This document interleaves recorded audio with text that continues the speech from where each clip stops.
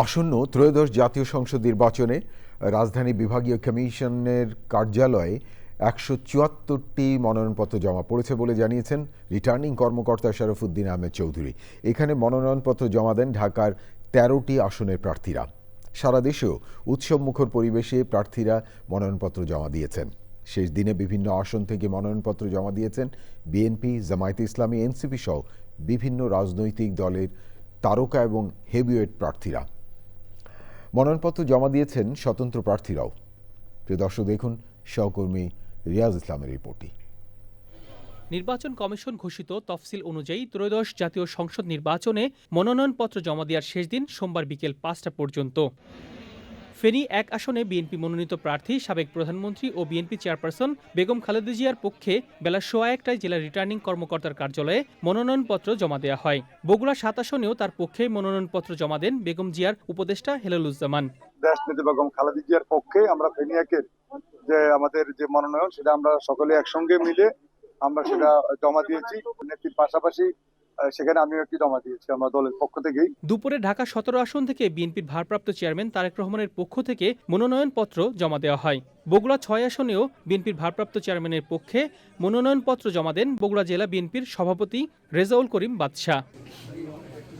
ঠাকুরগাঁও ১ আসন থেকে মনোনয়নপত্র জমা দিয়েছেন বিএনপির মহাসচিব মির্জা ফখরুল ইসলাম আলমগীর। পূর্বে যেভাবে আমাকে সমর্থন দিয়েছেন, এখন সেইভাবে সমর্থন দিয়ে আমাকে ধানের শীর্ষে ভোট দিয়ে আমাকে আপনারা জয়যুক্ত করার জন্য আমাকে সাহায্য করবেন। ঢাকা ৮ আসন থেকে বিএনপির স্থায়ী কমিটির সদস্য মির্জা আব্বাসের পক্ষ থেকে মুস্তাফিজুর রহমান হিরু ও আব্দুল বারেক মনোনয়নপত্র জমা দিয়েছেন। বেলা ১:৪০ চট্টগ্রাম ১১ আসনে বিএনপির স্থায়ী কমিটির সদস্য আমির খসরু মাহমুদ চৌধুরী মনোনয়নপত্র জমা দেন। বাংলাদেশের মানুষ অধীর আগ্রহে অপেক্ষা করছে তার ভোটাধিকার প্রয়োগ করে তার নির্বাচিত প্রতিনিধির মাধ্যমে নির্বাচিত সংসদ করবে, নির্বাচিত সরকার করবে, যেই সরকার জনগণের কাছে, যেই সংসদ জনগণের কাছে দায়বদ্ধ থাকবে। ঢাকা ২ আসনে মনোনয়নপত্র জমা দেন আমানুল্লাহ আমান। ফ্রি অ্যান্ড ফেয়ার নির্বাচনের মধ্য দিয়ে জনগণ তাদের সরকার প্রতিষ্ঠা করবে।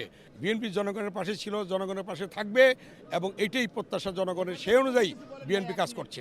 ঢাকা ১৩ আসনে বিএনপি মনোনীত প্রার্থী ববি হাজ্জাজ মনোনয়নপত্র জমা দিয়েছেন।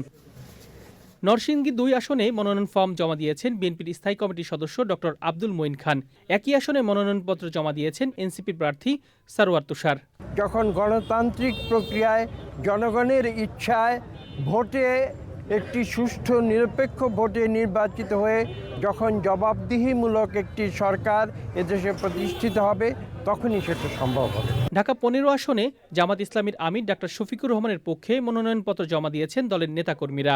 বাংলাদেশ জামাত ইসলামীর সংগ্রামী আমির ডাক্তার শফিকুর রহমান সাহেবের পক্ষ থেকে ঢাকা ১৫ আসনে মিরপুর এবং কাপরুল এই আসনে তার পক্ষ থেকে আমরা এখানে নমিনেশন পেপার সাবমিট করলাম। খুলনা ৫ আসনে মনোনয়নপত্র জমা দিয়েছেন জামাতের সেক্রেটারি জেনারেল মিয়া গোলাম পরোয়ার। ঢাকা ১১ আসন থেকে এনসিপির আহ্বায়ক নাহিদ ইসলামের পক্ষে দলের নেতাকর্মীরা মনোনয়নপত্র জমা দিয়েছেন।